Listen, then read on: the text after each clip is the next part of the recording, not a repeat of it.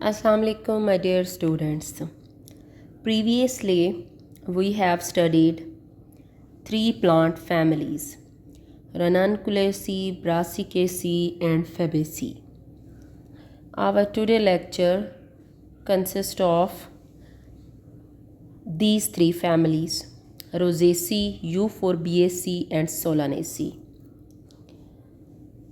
First, we discuss family Rosaceae. I already told you these families composed of four characters. One is diagnostic feature or character, second one is economic importance, and third is pattern of distribution, and fourth one is their common species. First, we discuss diagnostic character or features of family Rosaceae. Habit. The plants which belong to this family are perennial. Perennial means these plants living for several years, means they are sadabahar. Some plants are herbs. Herbs. What is herbs? Define the herbs. An annual green small sized plant is called herb. Some members of these families are shrubs and trees. Shrubs. The woody green plant whose main stem cannot be distinguished from its branches is called shrub. And then lastly tree. It is perennial green woody plant with a distinct upright stem of 6 feet or more is called tree. Second diagnostic feature or diagnostic character is roots. Fibrous taproot and fibrous adventitious root is both of these roots are an important diagnostic characters of rose family. I already told you about a fibrous taproot in previous lectures. We have discussed in root section that what is fibrous taproot. The long and slender taproot with the slender branches is called fibrous taproot. And what is fibrous adventitious root? Long and slender root are called adventitious roots. These commonly develop on creeping and underground stems like grasses. So these are the fibrous adventitious taproots. The third important diagnostic feature is stem. Herbaceous or woody stem. Stem is covered with prickles. In this family, stem is covered with prickles. Second, the other important character is leaves. Petiolate means leaf is with. Petiolate means petiole. Leaf is with petiole. Alternate. एक इस side पे leave होगा, एक दूसरी side पे leave होगा. Simple leaf होगा या कंपाउंड लीव होगा. If it is compound leaf then अगर कंपाउंड है तो इसमें क्या कौन सा होगा? पिन्नेटी टाइप होगा. कंपाउंड लीव में लीफलेट्स अराइज होती हैं. इसी तरह पिन्नेटी टाइप क्या होगी कि लीफलेट अराइज होंगे from side of rachis is called pinnate compound leaf. Some time इसके जो है लीव्स इसके कुछ जो मेंबर्स हैं फैमिली के स्टेप्यूलेट होंगे. मीन्स स्टेप्यूल इज़ प्रेजेंट होगा. स्टेप्यूल के बारे में हम ऑलरेडी डिस्कस कर चुके हैं कि पेटियोल की बेस के ऊपर स्टेप्यूल मौजूद होते हैं. और स्टेप्यूल क्या होंगे? एडनेट होंगे. इस फैमिली का करैक्टर है. एडनेट का मतलब है कि विंग लाइंग स्टेप्यूल्स होंगे कि जो कि अटैच्ड होंगे with the leaf petiole. Next we talk about inflorescence. Inflorescence we have already discussed in detail. Inflorescence, morphology of inflorescence. Racemose are mostly cymose. Some are solitary. कुछ जो प्लांट्स हैं उनमें inflorescence जो है वो रेसिमोस होगी और कुछ में साइमोस होगी और कुछ में सिंगल फ्लावर भी होगा solitary. Next is flower which is important and reproductive character of A plant.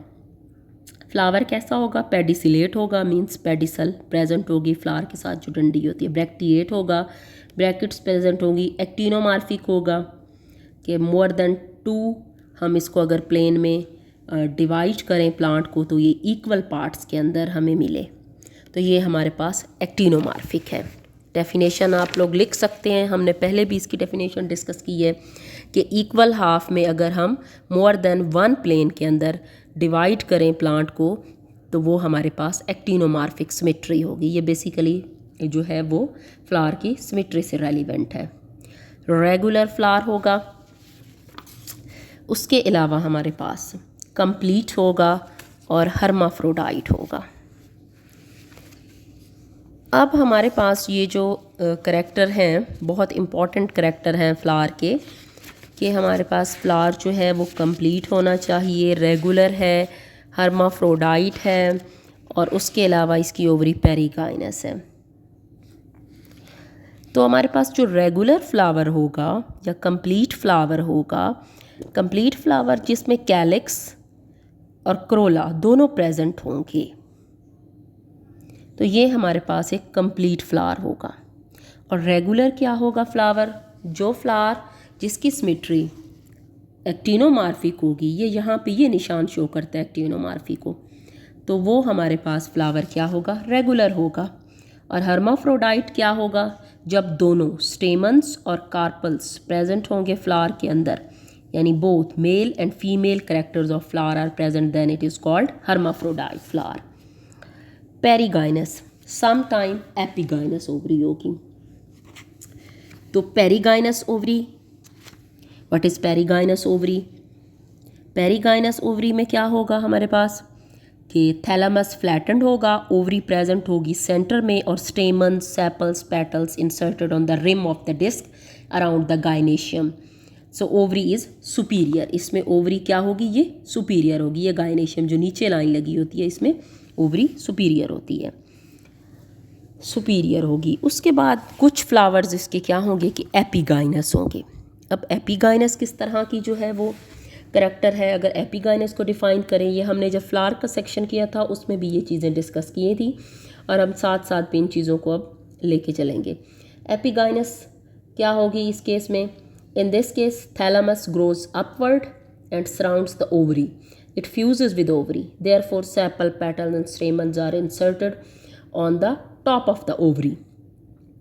Now gynoecium is inferior, example इसमें एप्पल या पेयर वगैरह की आ गई है, यानी इसमें ओवरी इन्फीरियर होगी। कुछ प्लांट्स ऐसे होंगे जिसमें ओवरी इन्फीरियर है, बट हमारे पास कुछ प्लांट्स ऐसे हैं जो कि ओवरी सुपीरियर है। तो सुपीरियर और inferior both types of ovaries are present in rose family are rosaceae, means perigynous and hypogynous.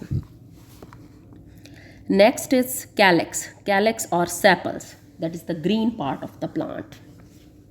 ये कैसे होंगे?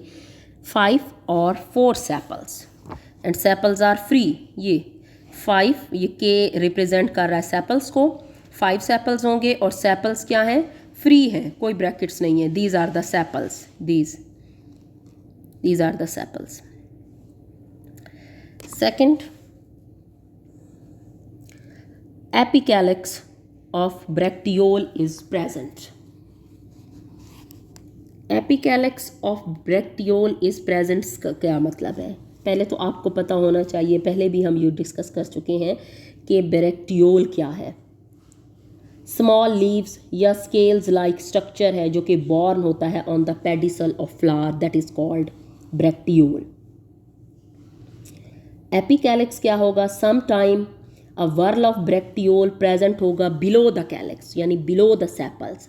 सेपल्स के नीचे एक वर्ल होगा ब्रैक्टियोल का, उसको हम कहेंगे ये एपिकैलिक्स है। इसमें हमारे पास जो कॉटन है उसकी एग्जाम्पल है कि उस कॉटन जो प्लांट होता है, कॉटन का प्लांट, उसमें हमारे पास ये जो है एपिकैलिक्स ऑफ ब्रैक्टियोल जो करैक्टर है वो एग्जिस्ट करता है। नेक्स्ट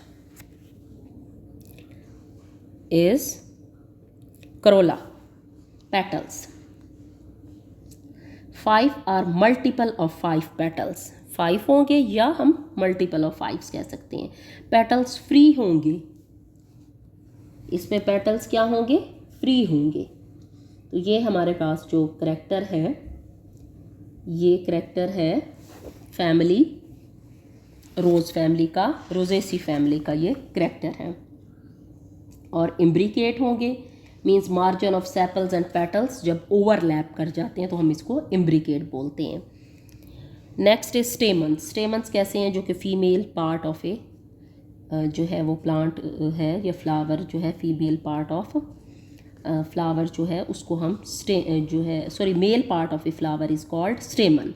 बहुत सारे स्टेमन्स हैं, न्यूमरस स्टेमन्स, इनडेफिनिट। ये देखें, ये निशान इन्फिनिटी को जाहिर करता है, और ये बहुत सारे बीच में आपके पास जो है वो इन्फिनिट स्टेमन्स मौजूद हैं। ये हमारे पास इन्फिनिट स्टेमन्स मौजूद हैं।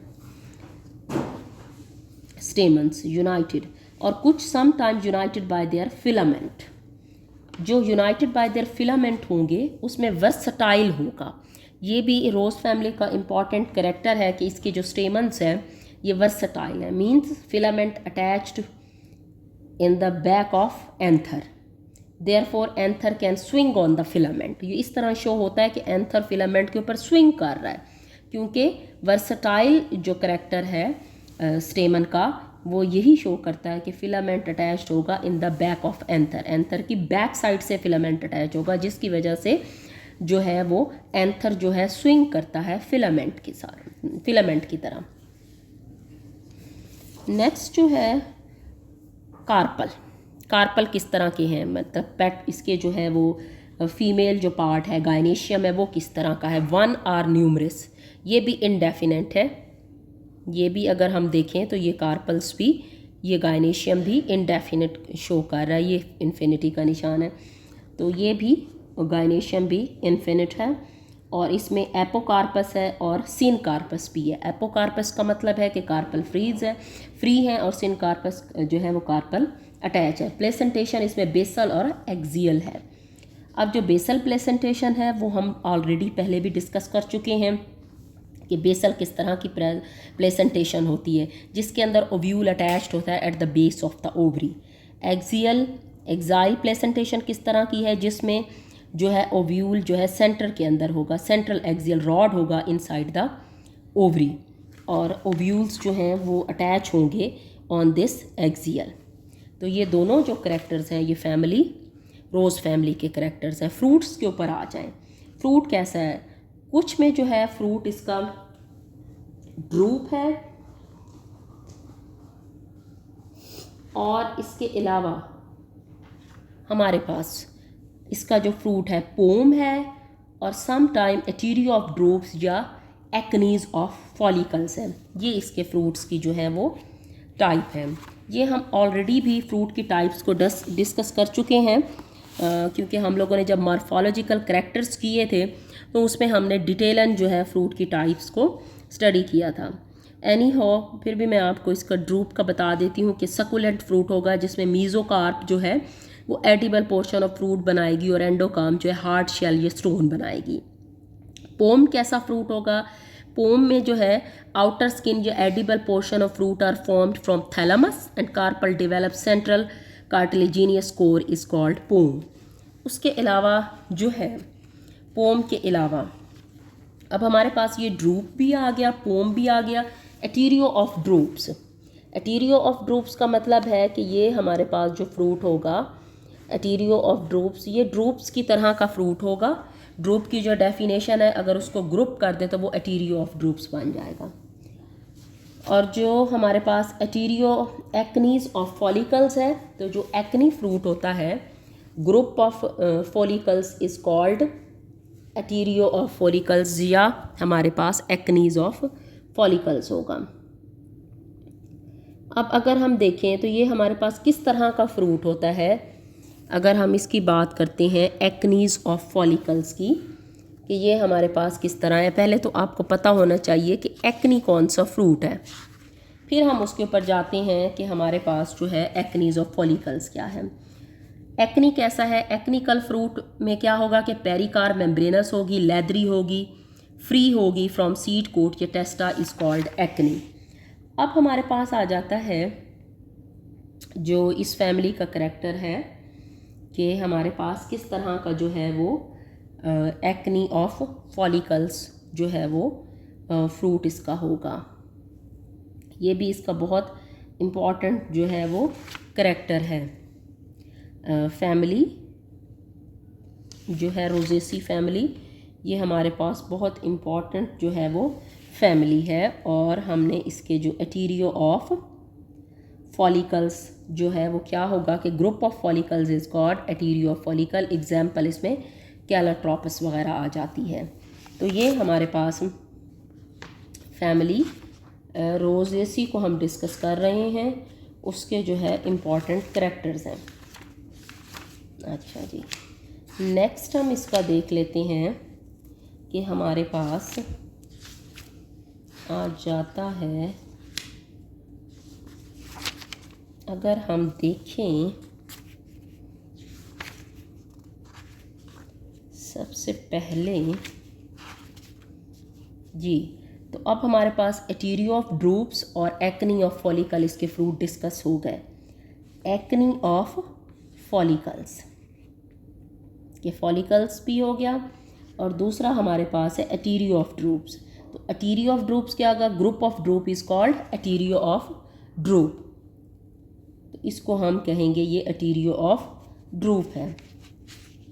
अब आ जाता है सीड के ऊपर आ जाएं, ये वाला लास्ट हमारे पास सीड कैसा होगा। सीड में हमारे पास जो रोज फैमिली है नॉन एंडोस्पर्मिक सीड्स हैं। नॉन एंडोस्पर्मिक सीड्स क्या हैं, ये पहले भी हम डिस्कस कर चुके हैं कि कुछ केसेस के अंदर एंडोस्पर्म जो है वो कम्प्लीटली यूटिलाइज हो जाता है by developing embryo. Such seeds are known as non endospermic seeds. Beans और पीज वगैरह इसकी एग्जांपल्स हैं। फ्लोरल फार्मूला और floral diagram that are the important diagnostic features of this family. कि हमारे पास क्या है, ये एक्टिनोमार्फिक है, फ्लावर की सिमेट्री को जाहिर कर रहा है। ये हर्माफ्रोडाइट है, ये बाइसेक्सुअल है, मींस इसके पास मेल और फीमेल दोनों जो है वो फ्लावर के करेक्टर्स मौजूद हैं। सेपल्स इसके 5 हैं, ये आपको नज़र आ रहा है। उसके बाद पेटल्स भी इसके 5 हैं। और उसके अलावा जो हम लोगों ने अभी डिस्कस किया था ब्रैक्टियोल, ये हमारे पास जो वर्ड आया था ब्रैक्टियोल का हमने पहले डिस्कस किया था कि इसके जो सेपल्स हैं some time epicalyx of bracteole is present. तो ये एपिकैलिक्स ऑफ ब्रैक्टियोल बाहर प्रेजेंट है, ये जो आपके पास होगा इसका करेक्टर है। और बाद में फिर आगे हमारे पास ये पेटल्स आ जाते हैं सेंटर में, ये पेटल्स आ जाएंगे। उसके बाद एंथर आ जाएंगे जो कि इंडेफिनिट है, और गाइनेशियम ये अंदर इन्फीरियर, ये हमारे पास ओवरी है, और ओवरी हमारे पास क्या है इसकी सुपीरियर है, और बाकी पार्ट्स जो है वो ओवरी के नीचे से निकलते हैं। और ये हमारे पास बेसल जो है वो प्लेसेंटेशन है, ओव्यूल जो है वो बेस के ऊपर अटैच्ड है। तो यहाँ तक जो हमारा था वो था कि ये फ्लोरल जो फार्मूला है एंड फ्लोरल डायग्राम कंप्लीट हो गई। नेक्स्ट हमारे पास जो इम्पॉर्टेंट इसकी है इकोनॉमिक इम्पॉर्टेंस।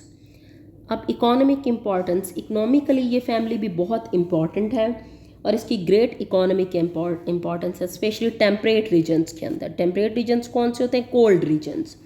ये फैमिली जो है वो रैंक्ड है 3rd in the flowering families for commercial importance temperate zones के अंदर भी। फ्रूट कैसा है, इसकी फ्रूट की वजह से, ये सबसे पहला जो है फ्रूट की वजह से ये फैमिली बहुत इंपॉर्टेंट है, क्योंकि बहुत सारे इंपॉर्टेंट फ्रूट्स, एप्पल है, पेयर है, आलमंड, पीच, एप्रिकॉट, स्ट्रॉबेरी, ये सारे तरह के फ्रूट्स जो हैं वो इस फैमिली का हिस्सा हैं। ऑर्नामेंटल प्लांट्स हैं कुछ इस फैमिली के जो है जो कि ग्रो करवाए जाते हैं गार्डन्स के लिए, और ब्यूटीफुल और सेंटेड होते हैं, जिसके अंदर रोज़ जो है बहुत इंपॉर्टेंट इस फैमिली का जो है वो मेंबर है। उसके अलावा वुड आ जाती है, 3rd one is would. Would के तौर पे जो ब्रांचेस हैं क्रेटागोस, इसके लिए वॉकिंग स्टिक्स एंड वुड के तौर पे यूज़ होते हैं। और वुड ऑफ पायरस पास्टिया ये भी यूज़ होते हैं फॉर मेकिंग टोबैको पाइप्स वगैरह बनाने के लिए। आगे आ जाती है commercial and medicinal uses of petals. तो petals of some common roses जैसे गुलाब हैं, एशियन कंट्रीज़ के अंदर जैसे हमारी एशियन कंट्री है पाकिस्तान, तो गुलाब्स के बहुत सारे करैक्टर्स हैं, इसके पेटल्स यूज होते हैं फॉर मेकिंग गुलकंद। और petals of rose are used for extraction of rose oil. This oil is used in perfume, तो petals give arke gulab on distillation with water, तो ये भी बहुत इम्पॉर्टेंट जो है वो इसका जो है पार्ट है, कमर्शियल की तौर पे भी ये जो है यूज़ होता है। अर्के गुलाब को हम जो है यूज़ करते हैं क्योर करने के लिए, आई डिजीज़ के लिए और बहुत सारे इंपॉर्टेंट पर्पसेस के लिए। अब है हमारे पास पैटर्न ऑफ डिस्ट्रीब्यूशन क्या है इस फैमिली का।